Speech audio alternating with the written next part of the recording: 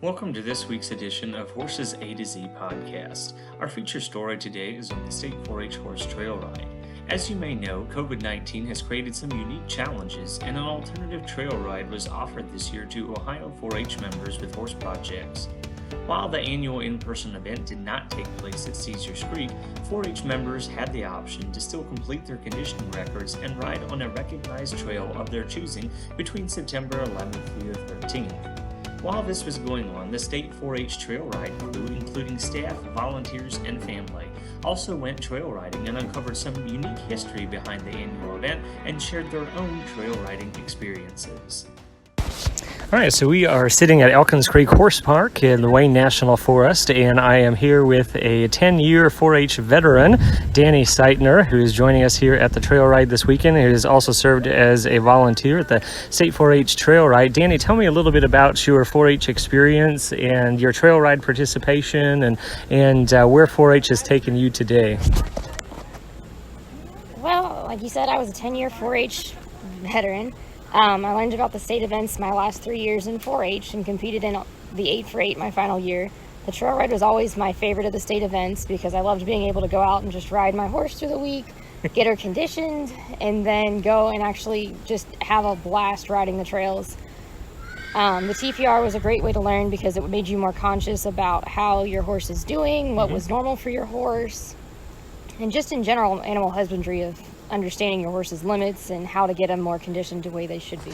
Being that you've participated in the trail ride, what do you think is the biggest challenge for preparing for a trail ride? If you were to give some tips to future 4-H members or future participants in the state trail ride or the state event. So one of the biggest things that I needed to learn to do after my first year was learn how to rate. What do you mean by that? You need to determine the distance you're going and then how much horse energy you have, so to speak, to get through to places. Okay. So the trail ride should be done at predominantly a moderate trot, with some instances of canter and brief instances of walk. But for the most part, for the actual competition. For the actual competition. Sure. And so when conditioning, you want to do a lot of long trotting because that is the best to build muscle for your horses. You can do, and then brief intervals of canter. The biggest thing is not to go the same direction every time because you want to build your horse up equally, but you also want to be able to take your horse out on some trails and do some different terrain and obstacles. Going up and down hills is a fantastic way to condition your horse versus just flat work and arena work. And you know this because you worked really hard and you actually won this contest, didn't you? When was that? I was the overall senior champion in 2013. Now I feel old. Joining us here this weekend also, we have Alicia Rodyback from Licking County. She has been a 4-H member for quite some time and has participated in the state trail ride as well. Alicia, tell me a little bit just about your 4-H participation, even beyond horses. I show goats and pigs and rabbits. Now, how many years have you taken a horse project? 5. What's been your favorite, one of your most favorite experiences with those projects? The trail ride. The trail ride? Why is that? I like the camping and riding my horse on the trails and conditioning it before. All right. What's involved, or what do you do to condition your horse to get ready for the trail ride? I take it on trail rides. Before? Is there anything specifically you work on? Conditioning. We work in different terrains and we work on trotting and keeping their heart rate and monitoring their heart rate. Okay. So do you have any tips or tricks to share with our fellow 4-H members to prepare for a trail ride? I hear you have some special tips. I suggest you pay attention where you're going. Oh, what direction you're going. I am also joined here this weekend by longtime volunteers, Doug and Deanna Seitner from Preble County. Not only do we see them here at the trail ride, but the state fair as well. And any time that we need them, we thank them for their continued help and efforts that they make towards the State 4-H horse program. We would be lost without them. Deanna, tell me a little bit about your involvement in 4-H. I know you've been an advisor as well. Just give me a little background about your experience with 4-H as a whole. I showed 4-H for 11 years myself and then moved on once I had older children and my daughter joined 4-H, and then later on we became more involved, and my second year I became an advisor for a 4-H club, and it's grown from there, and we started doing state events, and we've continued even after my kids have been out of 4-H to be involved in the... What keeps you coming back? What keeps you involved in these programs? I enjoy helping the kids, and I guess my biggest view is the factor that someone did it for me all of those years, so I'm going to give back my time to do it for them. Absolutely. Do you have, I know you have a lot of experience, could you have any tips or tricks for any advisors, just as in general for 4-H, just your light bulbs are going off? Or even just a week, let's just focus even on the trail ride, maybe how you might prep your kids or how to get them to participate in this contest.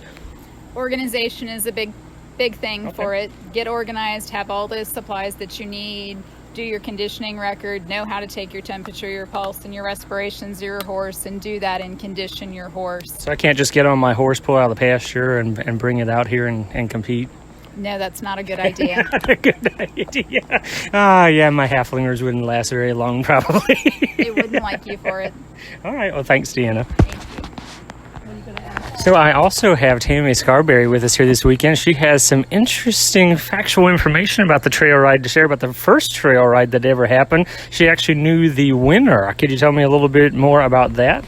I went to school with her. Her name was Fauna Donahue. I don't remember what horse. I think she rode a Morgan. Well, so that's for your recollection. So do you remember what year the trail ride started? It was in the late 70s. Late 70s? Yeah. Okay, all right. 78 or 79. All right, thank you. And where was that? Where was the first trail ride ever held at? Bob Evans Farm. Bob Evans Farm. Okay, that's pretty neat. All right, so one of the most important people on the whole campsite from the trail ride is keeping us fed. And we have two gentlemen, Mr. Bruce Scarberry and Doug Seitner, who always keep us well fed. How did you guys start cooking for all the volunteers and for the state office? Yeah, we were just here and available, I guess. We just got drafted, Pitch in. I think. Yeah. Well, tell us a little bit about how long you guys have been involved with the 4-H trail ride. Oh, gosh, I've probably been 16, 18 years. I started with Dr. Klein several years ago before he left. Been with Dr. Cole ever since. Bob Evans Trail Ride was 3 miles from my home, and I helped with it for probably 5 or 6 years before we had to move. Bob Evans sold half their farm, so we had to move to a different location. And we went to AP Trailhead out in McConnellsville for 3 or 4 years, and then we went to Caesars Creek. Been there ever since. So yeah, it's been interesting. I started when we started at AEP. Okay. And then went to Caesars Creek. What's some of your most favorite foods for us to cook? Well, hot dogs has always been a main staple, but I do smoke some beer butt chickens too. They hit the crowd pretty good. It is delicious. It is good. What's kept you both from coming back every single year? Kept us from coming back? No, kept you. Thanks, Bruce. What's kept you coming back? Hey. The camaraderie, friendship, friends we've made. Just enjoy the company. It's a good time, and it's just grown. We started then when they started doing the carry-in dinners. Me and Bruce cooked all the hot dogs, and they got us matching aprons a couple years running. And Yeah. I think we have pictures of that somewhere. Yeah. we're the dream team. Yeah. So the typical staple on the first night of the trail ride is that we get chili, and that chili is cooked by Deanna Seitner. What's your special ingredients there, Miss Seitner? I cannot tell you. I'd have to hurt you. You have to hurt me. Well, tell me a little bit about yourself, because you made 2 crock pots. What's with the 2 crock pots? I make one that's a little bit spicier and one that's mild. Like super spicy, or like Mexico hot spicy? It turned out pretty spicy this year. Put some fresh jalapenos in it. Okay. But we always have cornbread and brownies. That's our traditional dinner for the first night of the trail ride setup. So some ideas definitely we can pass on to our 4-H members that their parents and advisors can make while they're camping as well, while participating in the 4-H trail ride. So in this week's Muck Bucket discussion, because you never know what's going to make it in that bucket, let's talk about some fun stories about the trail ride that y'all have experienced. a few years ago, Deanna, we're switched gears from your chili. Tell us a little bit about you and your bees that you experienced out on the trail. We unfortunately had a bad experience. The first horse went through and it wasn't too bad. The second horse got stung some, and I was on the third horse on the end and unfortunately caught the brunt of those little ground bees.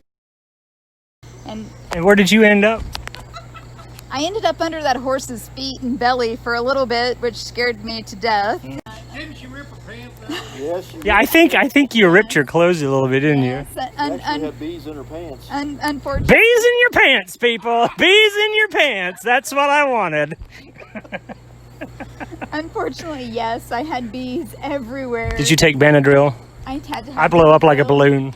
Yes, I had to have some Benadryl and sprained my ankle running away from it. The fortunate part was my poor little mare ran down the trail probably 50 yards, stopped, turned around and looked at me like, come on! Oh.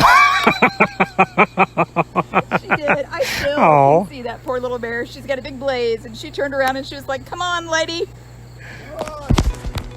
We hope all of you who rode on trails this week enjoyed yourselves, and you can find out more information about the annual event online at www.horse.osu.edu. Reporting for the Ohio 4-H Horse Program, I'm Dwayne Stutzman. See you next year!